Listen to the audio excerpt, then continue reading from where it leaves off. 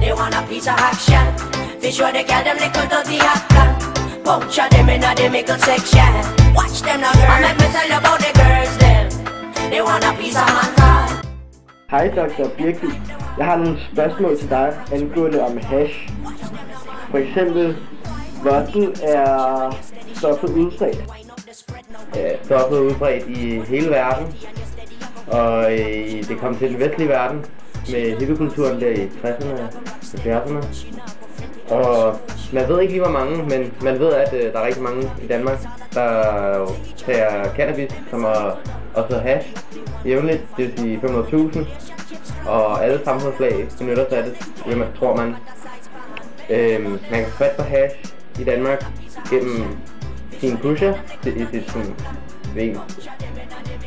by, eller man kan tage ind på Christiania og få det, eller så kan man selv dyrke det. Det er dog ulovligt at dyrke det selv. Det lyder interessant. Men hvad er stoffets historie? Så man ved ikke, hvornår stoffet blev opfundet, vel? Men altså, det har været brugt i Indien og Kina i over 10.000 år i religiøse sammenhænge.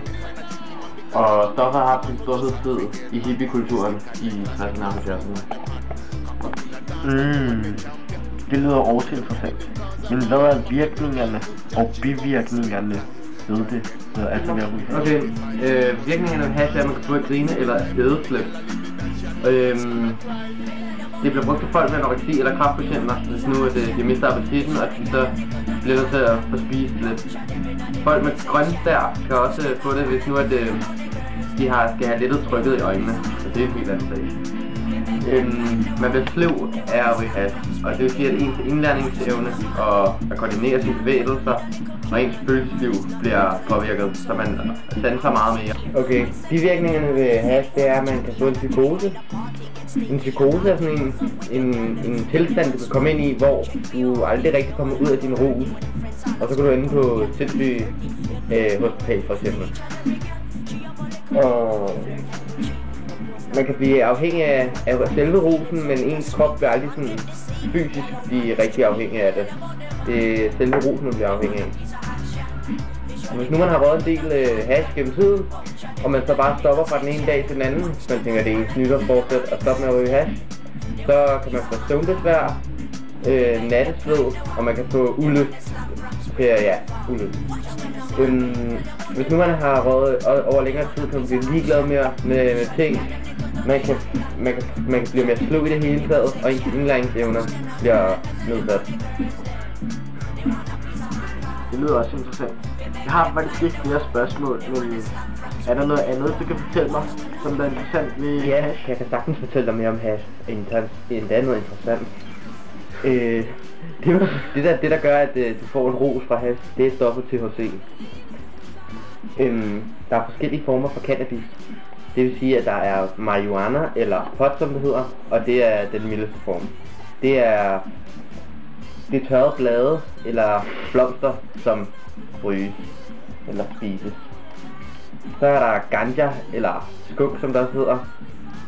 Og det er topblad, eller topskud fra planten, som også kan spises og ryges.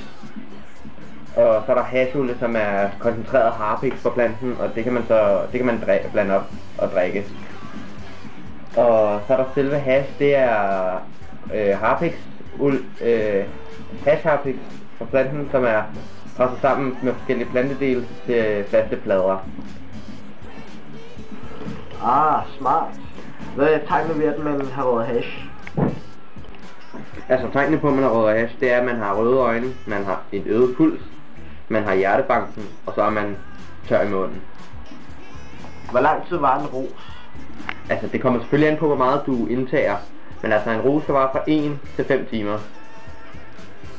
Hvordan kan man indtage hash? Man kan indtage hash ved at ryge det, spise eller drikke det. Man kan bage en hashkage for eksempel, eller muffins eller andet.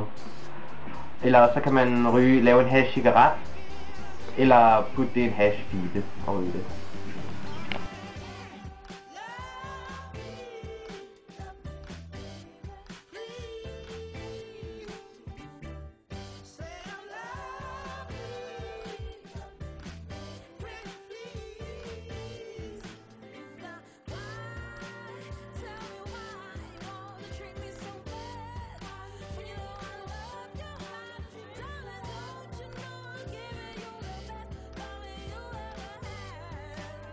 Det bliver nødt til at starte. Nej, nu. Vi cutter ikke. Bare kom. Bare kom. Spil play? Ja, jeg tror, der skruede af. Ja, sikkert. Okay, men okay, bare du filmer. Okay.